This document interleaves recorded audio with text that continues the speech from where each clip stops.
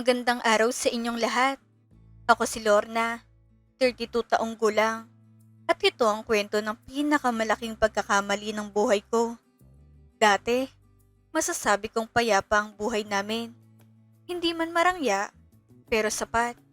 May dalawa kaming anak at ang asawa kong sa Elias, isa siyang mason. Araw-araw, binibilad ang sarili sa ilalim ng tirik na araw. Nagbubuhat ng semento, naghahalo ng buhangin, at gumagawa ng mga bagay na hindi naman namin kayang tirhan. Ang kanyang mga kamay, dati malambot, ngayon magaspang at puno ng peklat. Minsan, habang pinagmamasdan ko siyang nagbabalik mula sa trabaho, naririnig ko ang bawat yabag niya sa sahig. Parang tunog ng sakripisyo na hindi nauunawaan. Pag-uwi niya, dala niyang amoy ng trabaho niya. Amoy simento, amoy pawis, amoy pagod. Sa totoo lang, doon nagsimulang magbago ang lahat sa akin. Sa una, iniintindi ko pa eh. Sinasabi ko sa sarili ko, pagod lang yan, natural lang. Pinipilit kong ngumiti habang hawak ang tasa ng kape sa umaga. Pinipilit kong magkwento ng mga araw ng mga bata. Kahit ang utak ko'y nakatuon sa pagkairita sa bawat galaw niya. Pero habang tumatagal, unti-unti akong naiirita. Kapag tatabi siya sa akin sa higaan, napapangiwi ako. Kapag yayakap siya, napapalayo ako. Kapag naglalambing siya, napipilitan lang akong ngumiti. Masakit aminin, pero nawalan ako ng gana sa sarili kong asawa. Nawalan ako ng gana sa bawat halik, bawat yakap, bawat mahal kita na binibigkas niya. Pero alam niyo kung anong mas masakit? Sa kabila ng lahat ng iyon, hindi nagbago sa Elias. Ganun pa rin siya. Tahimik, masipag, mapagmahal. Lahat ng kinikita niya, ibinibigay niya sa akin. Ni hindi siya nagtatabi para sa sarili niya. Kahit pagod na, siya pang nagluluto minsan. Siya pang nag-aasikaso sa mga bata kapag hindi ko na kaya. Hindi siya nagreklamo. Hindi siya nagtanong kung bakit lumalayo ako. Siguro, mahal na mahal niya talaga ako. Pero ako, hindi ko na nakita yun noon. Ang nakikita ko lang, ang amoy niya. Isang amoy na para sa akin noon ay nakakairita, nakakasuya, at dahilan para unti-unti kong kalimutan kung gaano niya kami kamahal. Hindi ko alam na ang amoy na iyon ay amoy pala ng sakripisyo. At balang araw ay hahanapin ko rin. Pero sa panahong iyon, huli ng lahat. Kung may isang araw na gusto kong balikan at baguhin, iyon ang araw ng reunion namin. Isang simpleng paanyaya lang naman iyon. Elementary reunion. Sa totoo lang, wala sana akong balak pumunta. Pero ewan ko, may kakaibang excitement akong naramdaman. Parang gusto kong makalabas sa paulit-ulit kong mundo bilang asawa't ina. Parang gusto kong muling maramdaman ang hangin sa labas ng bahay namin. Ang init ng araw ko sa balat ko na hindi lamang amoy ng sabon o linis ng bahay. Noong araw na iyon, nag-ayos ako. Hindi lang basta ayos. Nagpaganda talaga ako. Naglagay ako ng makeup na matagal ko nang hindi ginagamit. Malumanay na kulay sa mga pisngi. Malambot na lip gloss sa labi. At bahagyang eyeshadow na nagbibigay ng liwanag sa mata. Isinuot ko ang damit na matagal nang nakatago sa aparador. Isang simple, ngunit eleganteng dress na nagpapakita ng hugis ng katawan ko. Na noon ay hindi ko binibigyang pansin. At higit sa lahat, nag-spray ako ng pabango. Isang halimuyak na matagal ko ring hindi naramdaman sa sarili. Habang tinitignan ko ang sarili ko sa salamin, napaisip ako, kailan nga ba ako huling naging ganito? Hindi bilang nanay, hindi bilang asawa, kundi bilang ako. Pagdating ko sa reunion, doon ko siya nakita. Si Renz, kababata ko. Dati kong nililigawan. At noon pa man, alam ko nang may gusto siya sa akin. Pero pinili ko si Elias dahil siyang nandiyan. Siyang totoo. Siyang sigurado. Pero nang makita ko si Renz ulit, parang may nagbago. Iba na siya. Hindi na yung simpleng batang nakasabay ko lang sa paglaki. Isa na siyang ganap na lalaki. Maayos manamit, may kumpiyansa sa sarili, at halatang maayos ang buhay. Ang bawat kilos niya, ang bawat ngiti, para bang may alon ng kaginhawaan na hindi ko maramdaman sa ibang tao. At nang lumapit siya sa akin, doon ko napansin, ang bango niya. Hindi ko maipaliwanag, pero parang may kung anong gumising sa loob ko. Isang bagay na matagal ko nang hindi nararamdaman. Lorna, ikaw ba yan? Nakangiti niyang sabi. Ngumiti rin ako. Renz, ang tagal na. Nagkwentuhan kami. Nagtawanan. Parang bumalik kami sa pagiging bata. Walang responsibilidad. Walang iniisip na problema.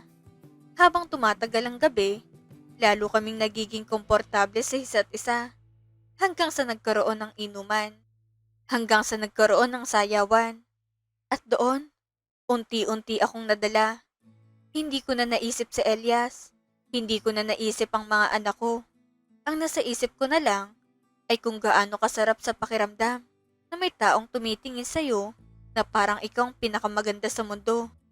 Parang bawat tingin niya ay kumukurot sa puso mo at sabay namang magpapagaan ng bawat pagod. At higit sa lahat, yung bango niya. Miss na kita, Lorna. Mahina niyang bulong sa akin habang sumasayaw kami sa ilaw ng gym na kumikislap sa salamin. Habang mga kasamahan namin ay nag-uusap at nagtatawanan sa kabilang bahagi ng silid. Ang tinig niya, may kakaibang init. Parang kumakapit sa balat ko at hindi na bumibitaw. Dapat doon pa lang, umalis na ako. Dapat doon pa lang, tumigil na ako. Pero hindi ko ginawa. Sa halip, sumama ako sa kanya.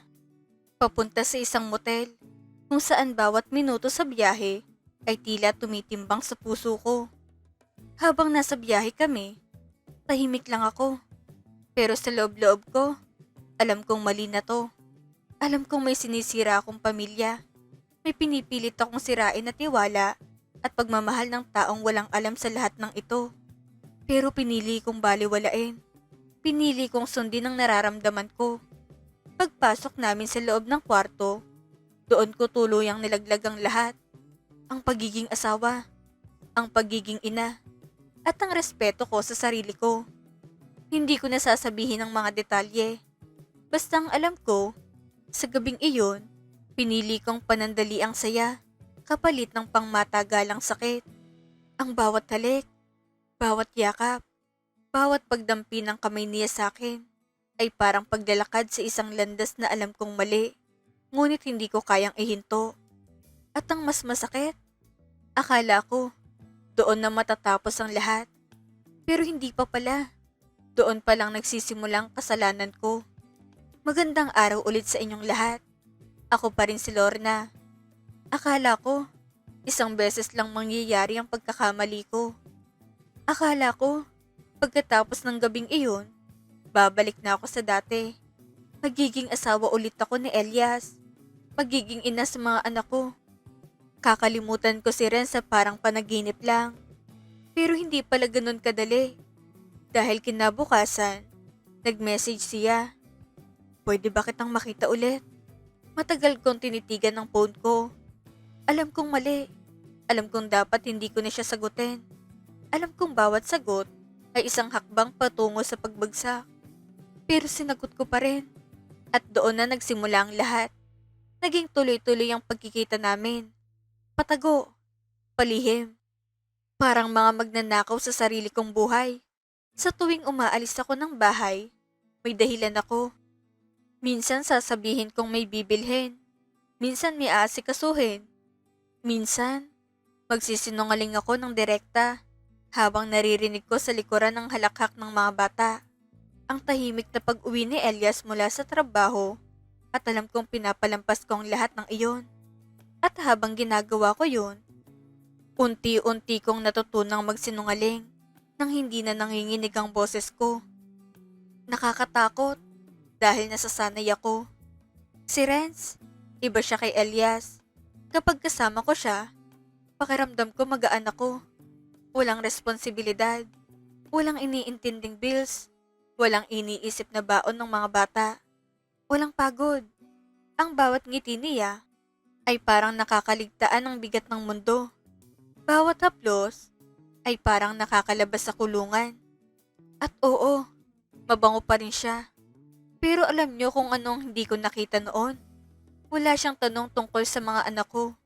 Wala siyang pakialam kung kumusta ang pamilya ko. Wala siyang plano. Basta nandun lang siya kapag gusto niya ako. Pero binaliwala ko lahat ng iyon dahil mas pinili ko yung pakiramdam na masaya ko. Samantalang si Elias, ganun pa rin. Umuuwi ng pagod. Bit-bit ng sahod niya, iaabot sa akin ng walang tanong. Minsan, kahit halos hindi na makatayo sa pagod, siya pang nagluluto. Pagod ka rin siguro. Pahinga ka na. Sasabihin niya sa akin. Sa tuwing ginagawa niya yun, may kumikirot sa dibdib ko. Guilt. Pero hindi sapat ang guilt para tumigil ako. Sa halip, mas naging maingat lang ako. Hanggang sa dumating ang punto na dinadala ko na si Ren sa loob ng sarili naming bahay. Sa mismong bahay na pinaghirapan ni Elias. Sa mismong silid kung saan kami natutulog bilang mag-asawa. Habang nasa trabaho siya, habang mga anak ko'y nasa paaralan, nandun kami.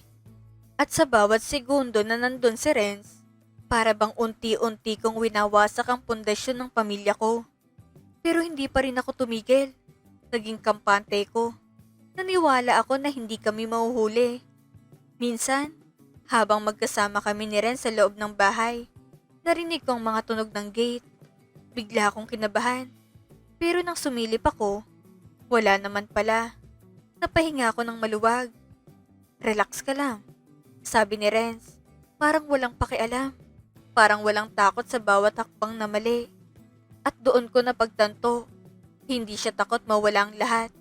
Dahil wala naman siyang mawawala. Ako lang. Ako lang ang may pamilyang pwedeng masira. Ako ang may asawang pwedeng masaktan. Ako ang may anak na pwedeng mawalan ng ama. Pero ako rin, ang taong piniling ipagpatuloy ang lahat. Hanggang sa isang araw, dumating ang kapalit ng lahat ng ginawa ko. Isang araw na hindi ko kailanman makakalimutan. Isang araw na sisira sa lahat. At isang araw na mag-iiwan sa akin ng habang buhay na pagsisisi. Kung may isang araw na paulit-ulit kong binabalikan sa isip ko, isang araw na gusto kong burahin, ito yon. Isang hapon, bandang 2:00, tahimik ang bahay. Ang mga alon ng liwanag mula sa bintana ay dahan-dahang pumapasok, pumapalo sa sahig na malinis. Pero para bang nagtatago ng dilim sa bawat sulok. Nasa paaralan ng mga anak ko. Si Elias, nasa trabaho. O iyon ang akala ko. At ako, nandun sa loob ng kwarto namin, kasama si Renz. Ang bawat galaw namin ay parang eksena sa pelikula na alam kong mali, ngunit hindi ko mapigilan. Walang kaalam-alam si Elias na sa mismong bahay na pinaghirapan niyang itayo, doon ko siya pinagtataksilan. Ang bawat halik, bawat yakap, bawat haplos ng kamay niya ay parang apoy sa loob ng dibdib ko. Mainit, nakakaakit, at sabay namang nakakasira. Habang nandun kami, walang kahit anong kaba sa dibdib ko. Kampante ko. Sanay na ako sa ganitong setup. Sanay na ako sa pandaraya. Sa palihim na kilig. Sa bawat saglit na lumilitaw sa pagitan ng aming mga mata. Hanggang sa bumukas ang pinto. Isang malakas na tunog na parang may pumutok sa dibdib ko.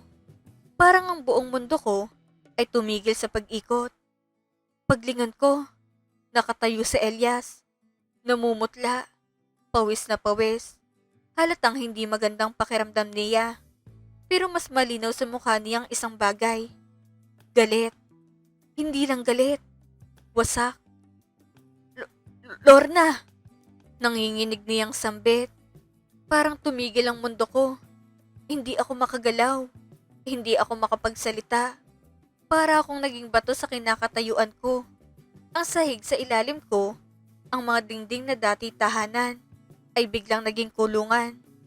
Si Renz, Dali-daling tumayo. Nagbihis ng mabilis. Halatang takot na takot. Habang ang bawat mata niya ay nakatuon kay Elias. Pre, hindi ganito. Susubukan sana niyang magpaliwanag. Ang tindig niya nanginginig sa kaba.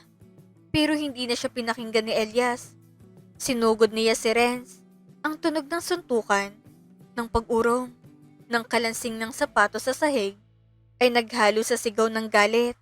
Nagkaroon ng kaguluhan sa loob ng bahay. At ako, nasa gitna, walang magawa kundi sumigaw. Tama na! Tama na!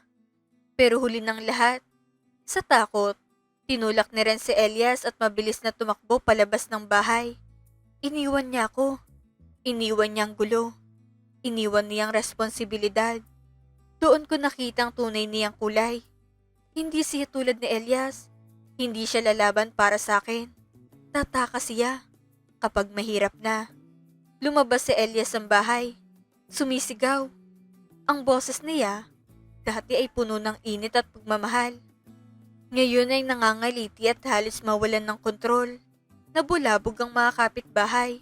Isa-isa silang lumabas para tignan kung anong nangyayari. At doon, sa harap ng lahat, nabunyag ang kasalanan ko. Ramdam ko ang mga tingin nila, puno ng panghuhusga, puno ng awa para kay Elias, at galit para sa akin. Ganito ka pala, Lorna! Sigaw ni Elias. Ang boses niya lumalamig sa bawat titik, puno ng pagkabigo at sakit. Hindi ko siya matignan. Wala akong masabi. Dahil totoong lahat. Pero sa gitna ng kanyang galit, bigla siyang napahawak sa dibdib niya. Huminto siya sa pagsigaw. Unti-unting nagbago ang ekspresyon ng mukha niya. Mula galit, naging sakit. Ang kanyang mga mata, dati ay kumikislap sa init ng pagmamahal. Ngayon ay basang-basa sa luha at pagkadismaya. Elias! Takot kong tawag. Napaatras siya. Nang hina ang tuhod. At sa harap ko, unti-unti siyang bumagsak sa may pintuan ng bahay namin. Parang slow motion. Parang gusto kong tumakbo. Pigilan. Ibalik ang lahat. Pero wala na akong magawa. Elias! Elias! Sigaw ko habang niyuyugyug siya. Ang mga salita ko ay parang dumidikit sa hangin. Pero wala siyang sagot. Tahimik na siya. Malamig na ang kanyang kamay sa ilalim ng aking palad. Ang tibok ng puso niya ay parang nawala sa mundo ko. Hindi ko marinig. Hindi ko mahawakan. Nagdagsaan ng mga kapitbahay. May tumawag ng sasakyan. Isinugod siya sa ospital. Buong biyahe, hawak ko ang kamay niya. Malamig na. Tahimik na. At doon sa ospital, tinapos ang lahat ng isang salita na hanggang ngayon ay bumabagabag sa akin. Cardiac arrest. Hindi na siya umabot. Hindi ko na siya nakausap. Hindi ko na nasabi ang sorry. Sa isang iglap, nawala ang asawa ko. Nawala ang ama ng mga anak ko. At nawasak ang pamilyang pinaghirapan niyang buuin. At ako ang dahilan. Akala ko noon ay ang pinakamasakit ay ang amoy ng semento sa katawan ni Elias. Pero nagkamali ako. Dahil ang tunay na masakit ay ang araw na nawala siya. Dalang sakit na ako mismo ang nagbigay. Sabi nila, kapag may namatay, doon mo makikita kung gaano siya kamahal ng mga tao.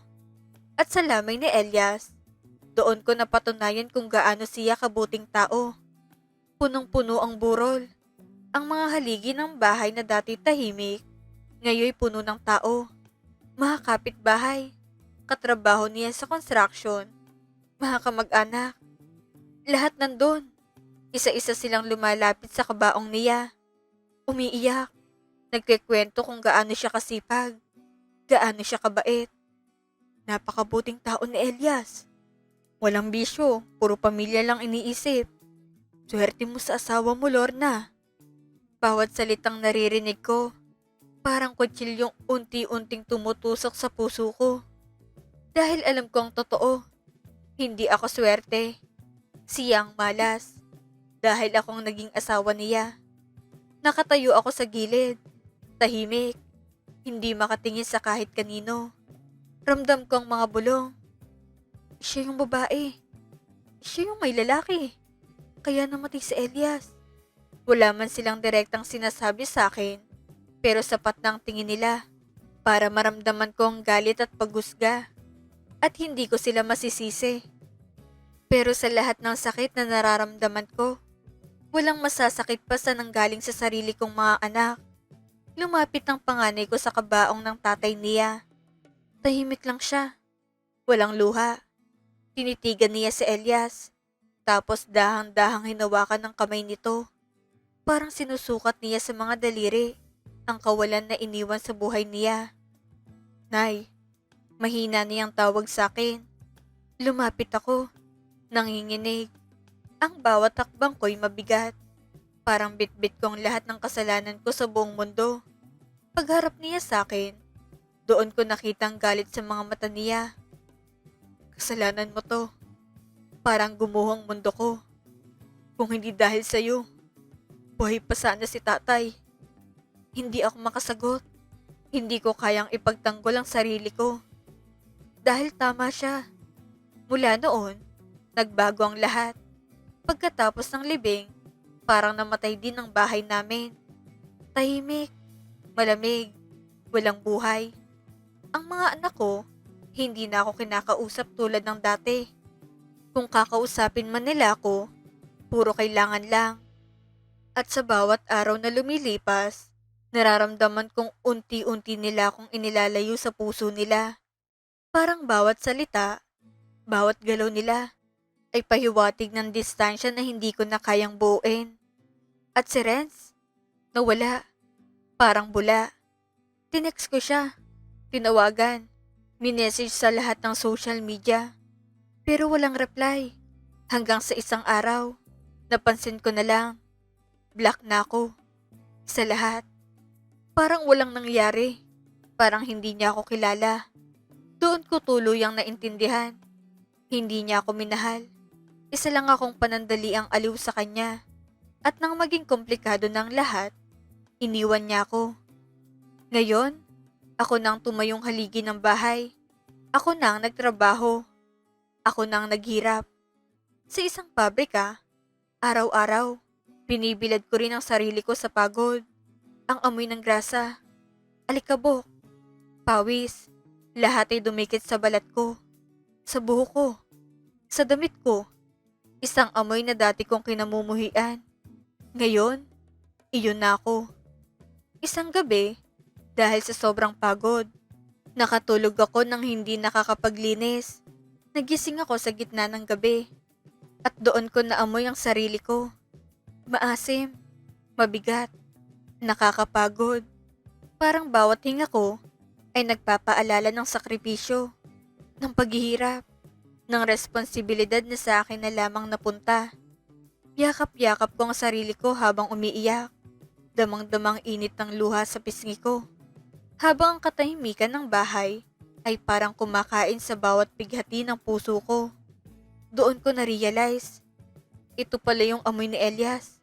Ang amoy ng pagtatrabaho, ang amoy ng pagsasakripisyo, ang amoy ng pagmamahal. Pero huli ko na yun naintindihan.